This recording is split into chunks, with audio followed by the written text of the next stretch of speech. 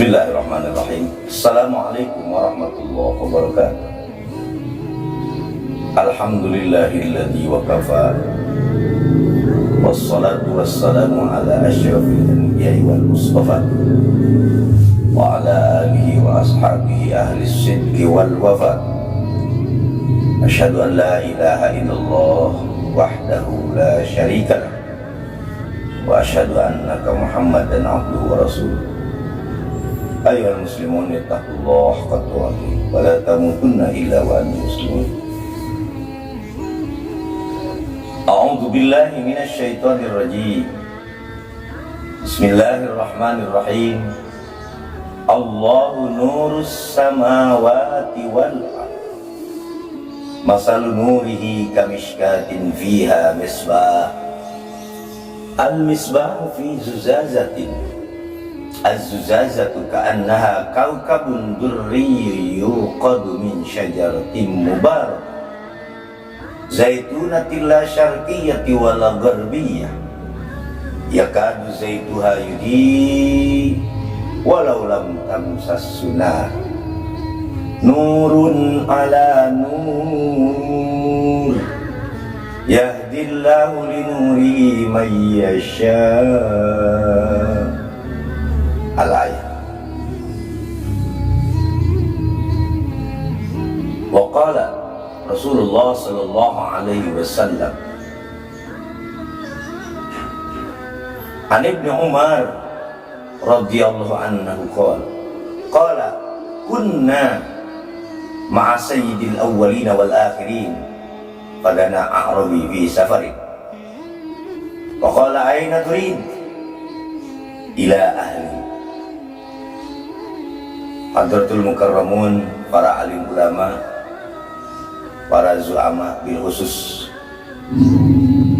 kaum muslimin dan muslimat, semoga Allah memberkati kita semua. Pada kesempatan yang sangat berbahagia ini,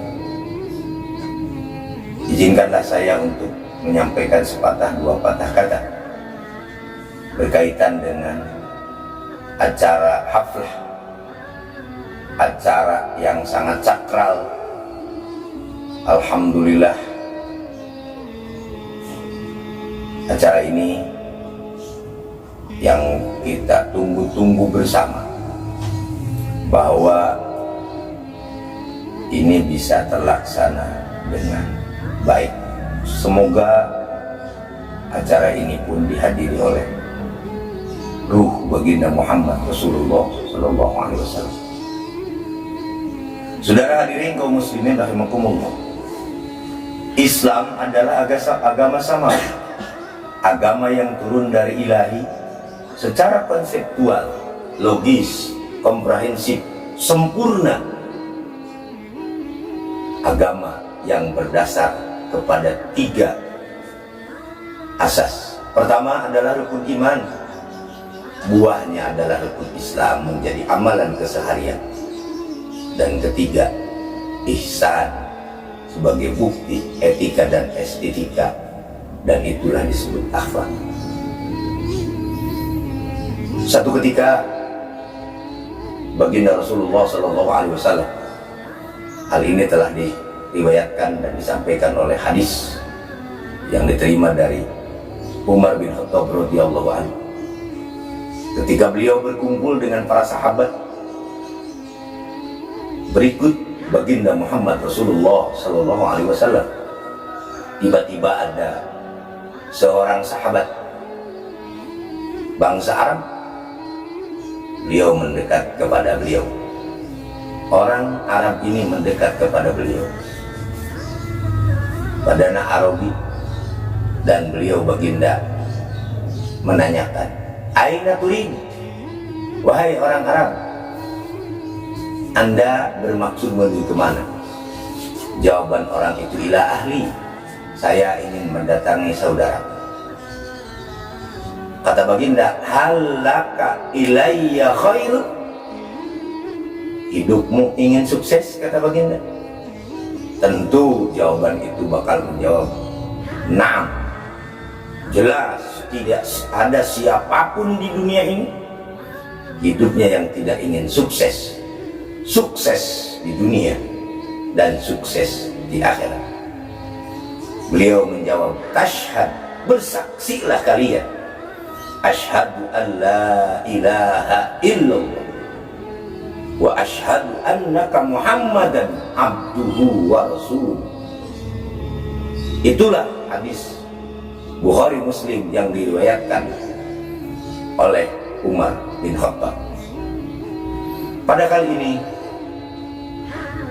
atas izin Allah pula lah kita bertemu bermuajah dalam acara santunan yatim piatu sebagai akbar mukjizat Al-Quran yang dilaksanakan pada acara hari ini melalui santunan yatim piatu. Kalimat itulah yang ingin saya sampaikan melalui acara yang akbar ini. Maka dua kalimat syahadat yang kita yakini dan kita akui, itulah sebagai fundament dasar. Bagaimana pula melalui fakta sejarah, ketika Nabi Adam alaihissalam yang umur 1000 tahun, beliau pun sempat diperintahkan seluruh makhluk yang ada di muka bumi ini untuk menyembahnya. Berdasarkan Al-Baqarah ayat 49. Bismillahirrahmanirrahim. Wa idh qulna lil malaikati isjudu li Adam fasajadu illa iblis. Semua bersujud kepada Adam kecuali satu, itu bernama iblis. Adam pun sempat bertanya kepada Allah, ya Allah, lima haula'il malaika tasifuna min dohri sufufan. Kenapa semua malaikat berjejer di belakangku ya Allah? Allah pun menjawab, yanduruna ila nuri habibi Muhammad Rasulullah sallallahu alaihi wasallam. Semua menyembah, menghormat, memuliakan kekasihku Muhammad Rasulullah sallallahu alaihi wasallam, yang padahal pada saat itu Muhammad bin Abdillah belum lahir. Itulah bernama, istilah dalam hadis, laulaka, kami tidak bakal menciptakan dunia ini sebelum Allah menciptakan Nur Muhammad Rasulullah SAW. Dan itu tertuang dalam surat An-Nur ayat 19 yang saya bacakan tadi. Nurun ala nur, cahaya di atas cahaya. Maka pantas ketika kita mendengar asma beliau sering disebut pada peringatan Maulid ini umpamanya, atau peringatan Isra Mi'raj ini misalkan, atau dalam acara apapun selalu kita menyebut, kita ingin mengagungkan Muhammad Rasulullah Sallallahu Alaihi Wasallam. Ada 3 kunci di sana. Ada Muhammad, yang dimaksud Muhammad bin Abdillah. Ada Muhammad Rasulullah. Ada Muhammad Sallallahu Alaihi Wasallam. Jika melalui perjalanan Nabi Adam alaihissalam, juga Nabi Ibrahim dan Nabi Musa yang ketika kecil mereka dilemparkan, dibuang ke sungai. Kalau Musa dibuang ke sungai Nil di zaman Fir'aun, Ibrahim dibuang di sungai, dipetikan di zaman Raja Namrud. Begitu pula Nabi Yunus alaihissalam, Nabi yang sangat muda diangkat oleh Allah menjadi Rasulnya di usia ke-30 tahun. Dan beliau mengajak umat hanya berhasil 2 orang. Itulah bernama Rubil dan Tat. Perjalanan demi perjalanan, sampailah sebelum masa itu ke titik terakhir, diawalilah dengan Isa alaihissalam, dan itu bernama Al-Masih. Tahun itulah yang sampai sekarang 2020, sampai hari ini menjadi tahun 2020, di saat kelahiran Isa alaihissalam. Kosonglah dari kenabian disebut zaman Patroh setelah Isa diangkat oleh Allah, dan lahirlah seorang Rasul pilihan, jasad yang dicintai oleh umat manusia, yang selalu diharapkan kedatangannya. Walaupun Adam sekalipun, Ibrahim, Musa, Isa, Zakaria, kangennya selalu merindukan kedatangan baginda. Baru lahirlah melalui rahim ibunya bernama Siti Aminah. Maka lahirlah seorang Muhammad bin Abdullah. Beliau diangkat oleh Allah. Tepatnya beliau lahir 20 April 570 dan beliau di usia 40 tahun mendapat risalah menjadi utusan Allah. 23 tahun perjalanan beliau dari tahun 571 sampai 633. Wafatlah beliau.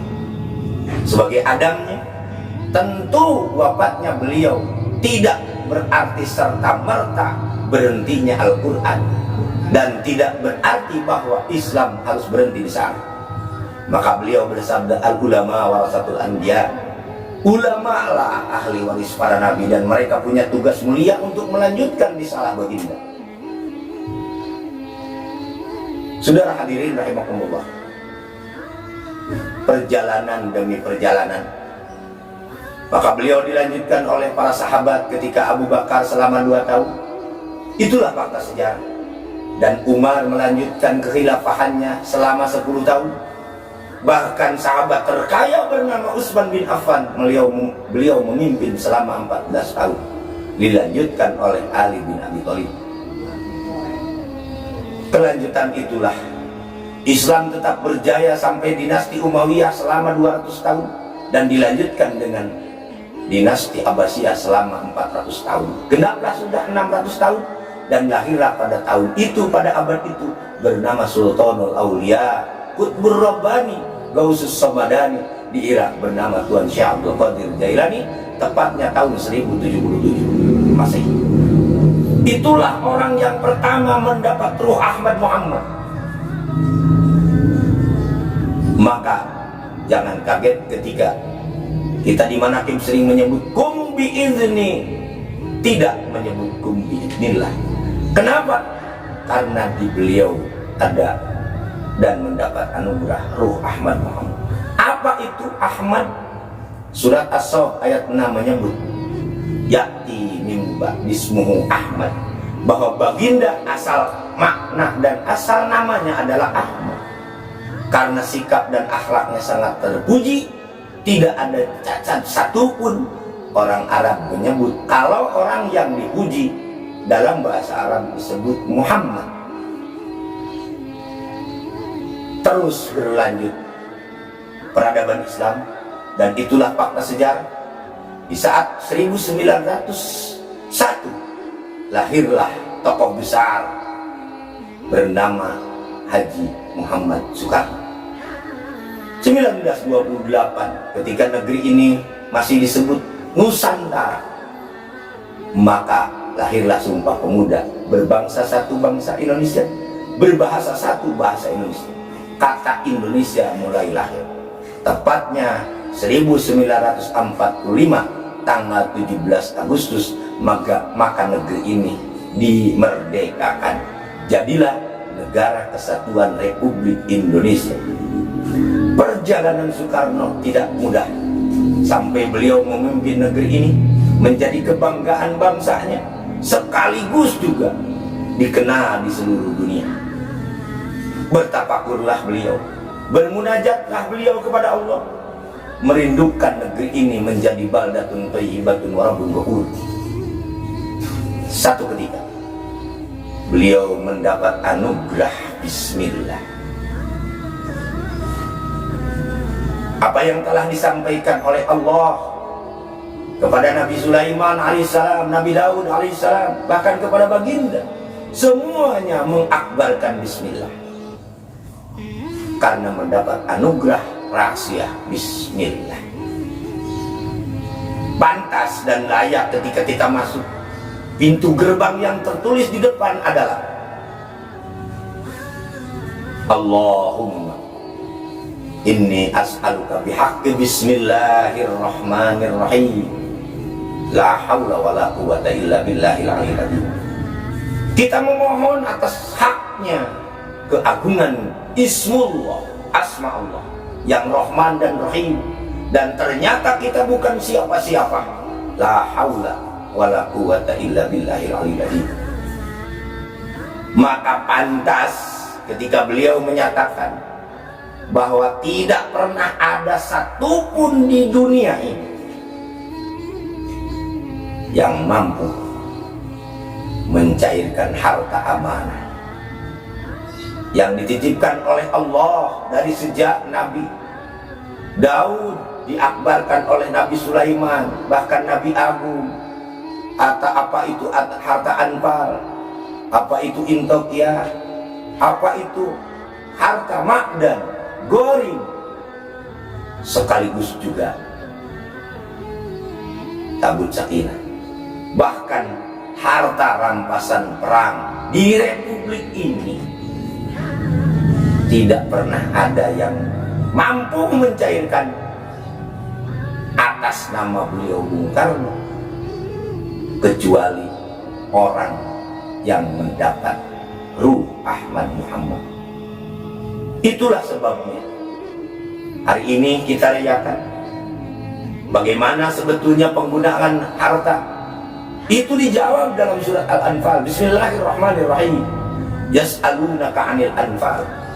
Nanti orang bakal bertanya-tanya apa itu harta anfal dan bagaimana cara penggunaannya, siapa yang memberi. Maka Allah menjawab di surat Al-Anfal ayat 1, Yas'alunaka 'anil anfal. Orang bakal bertanya-tanya tentang harta al-anfal. Qulil anfal lillahi war rasul. Al-anfal itu harta rampasan perang itu milik lillahi war rasul. Yang memiliki hanya lillah, hanya Allah dan Rasulullah. Fattaqullah, maka bertakwalah engkau kepada Allah. Wa atiullah wa rasulahu in kuntum mu'minin.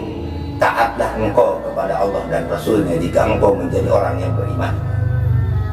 Satu-satunya yang diizinkan oleh Allah di muka bumi ini hanya orang yang mendapat kepercayaan, dan membuktikannya atas nama beliau Bung Karno adalah hanya Mr. X, dan itu rahasia Allah, kita pun tidak tahu siapa itu.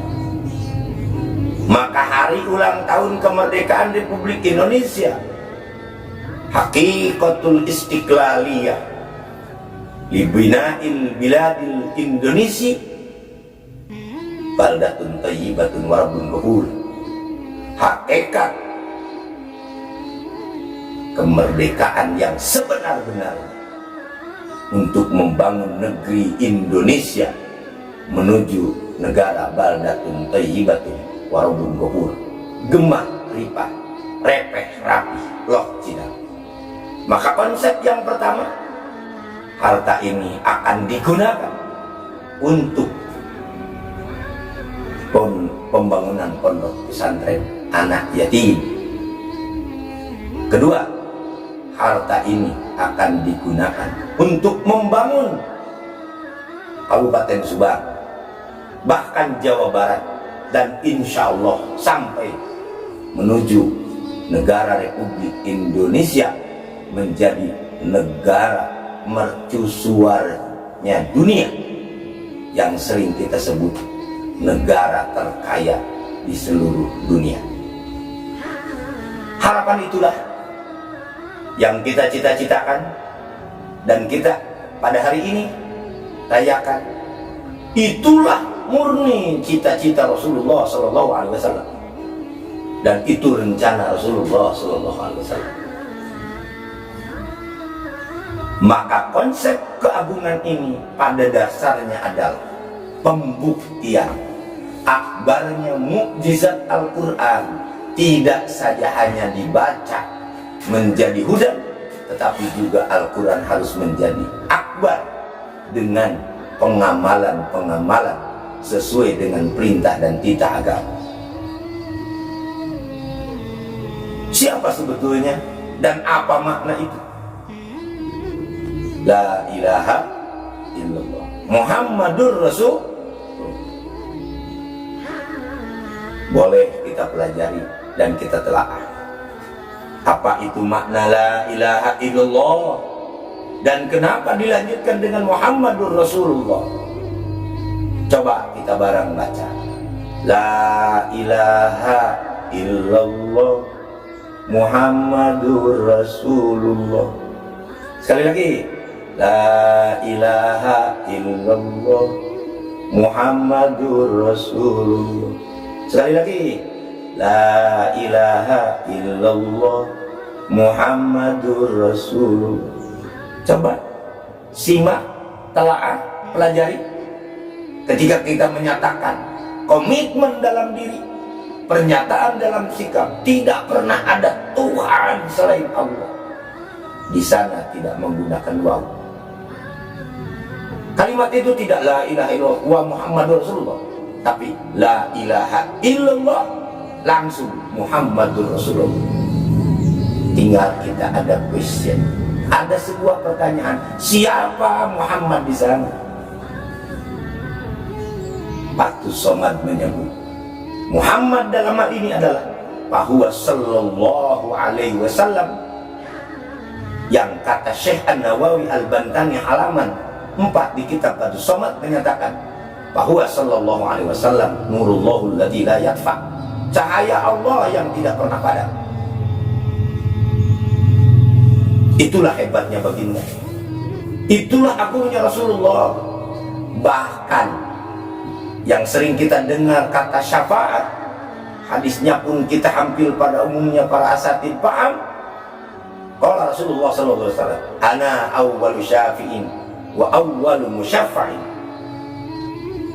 Kami yang pertama menerima syafaat. Kalau menerima berarti ada yang memberi. Dan kami yang pertama memberi syafaat. Itulah Muhammad bin Abdullah. Siapa yang memberi syafaat dan kenapa syafaat itu dibuktikan melalui perintah. Kitab Burdah halaman 72 menyebut, jika memang kalimat syafaat itu kita butuhkan hanya di hari kiamat, berarti kita di dunia tidak butuh. Betul apa betul? Katanya menurut pendapat kita semua bahwa para ulama menyebut syafaat itu terjadi hanya di hari kiamat, ketika orang berbondong-bondong menuju hisabnya Allah. Semua menangis karena membawa amalan yang tidak sesuai dengan harapan. Maka disitulah butuhnya syafaat. Berarti konsep syafaat hanya dibutuhkan di hari kiamat, padahal tidak. Syafaat itu dibutuhkan sekarang juga. Istilah itulah yang tidak ditemukan oleh banyak di antara kita. Kitab Burdah halaman 72 menyatakan, kalau kata syafaat dibutuhkan nanti di hari kiamat, maka di dunia istilah itu disebut nusratun bi Rasulillah, dan itu kalimatnya dipampang di sebelah, nusratun bi Rasulillah. Mahwa, apa sih nusrat?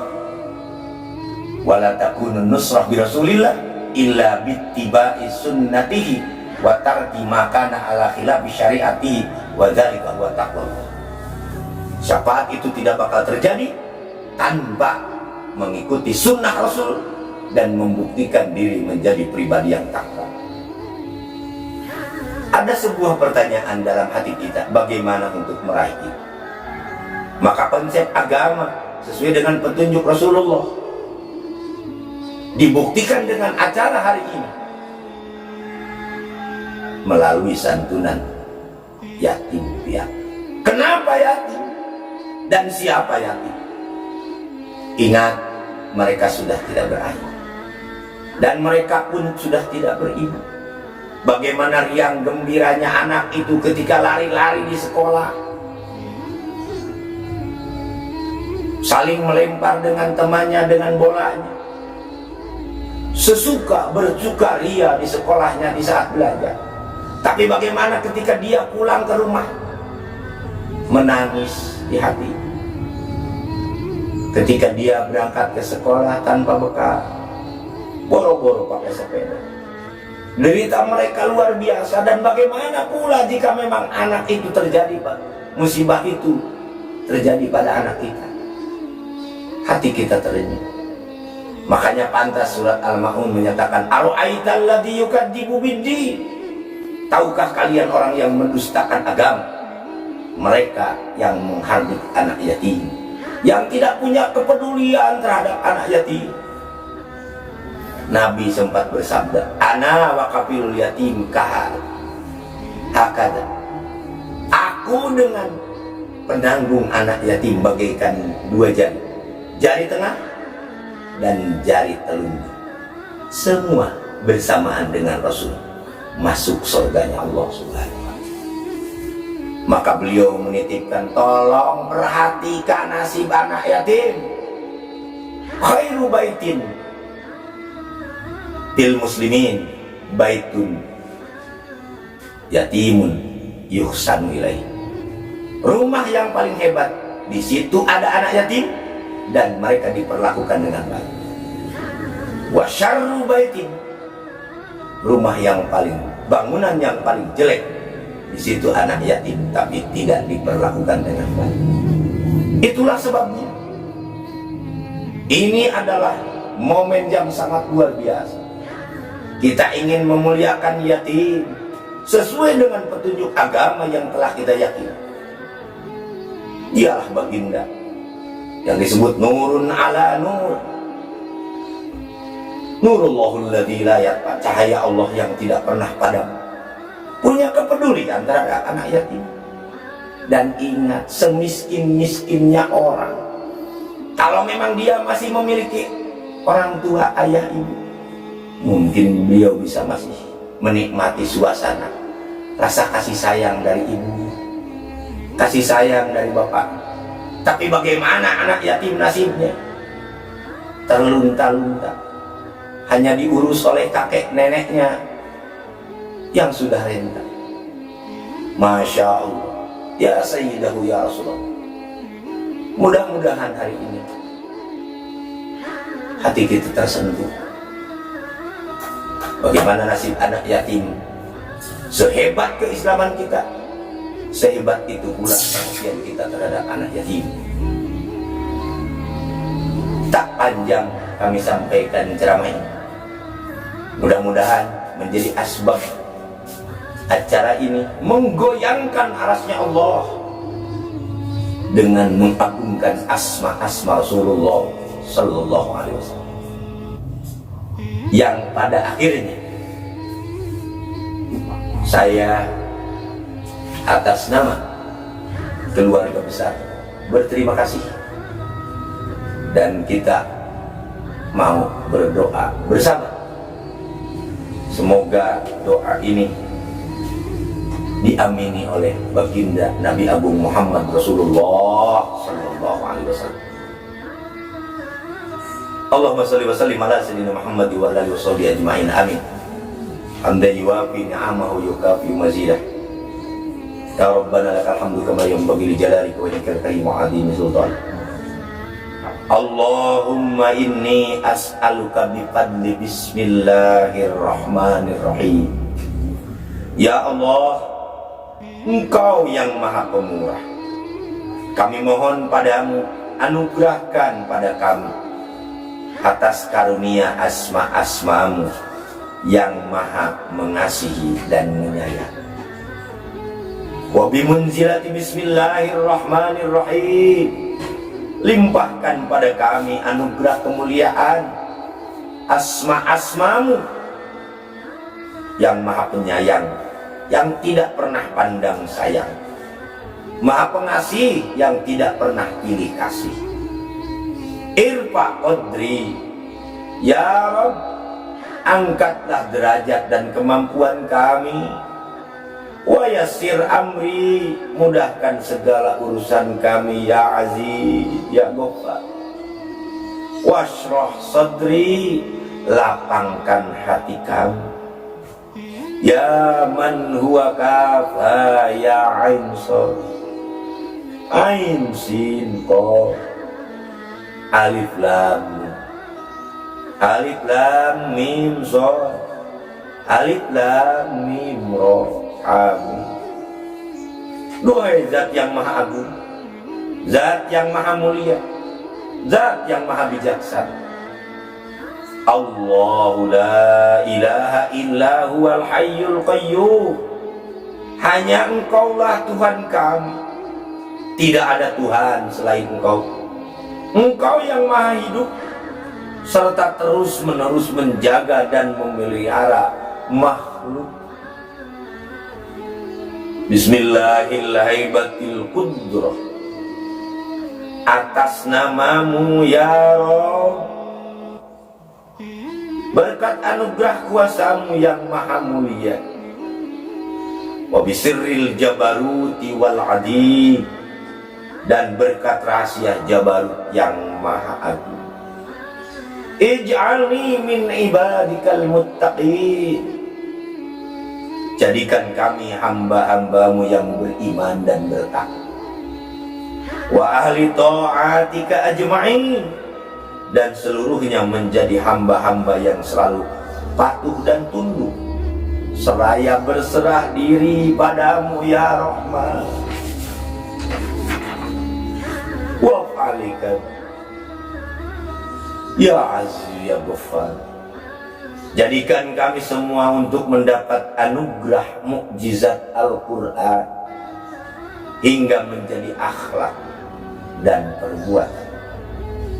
Hanya kepada Engkaulah kami memohon, duhai pemilik seluruh alam. Allahumma ya sayyidahu ya Rasulullah, ampuni semua dosa-dosa kami yang hadir di tempat ini. Jadikanlah kami semua hamba-hamba yang beriman dan bertakwa, agar mendapatkan jaminan-Mu dan jaminan Rasul-Mu di dunia dan di akhirat. Ya Rabb, kabulkanlah doa kami.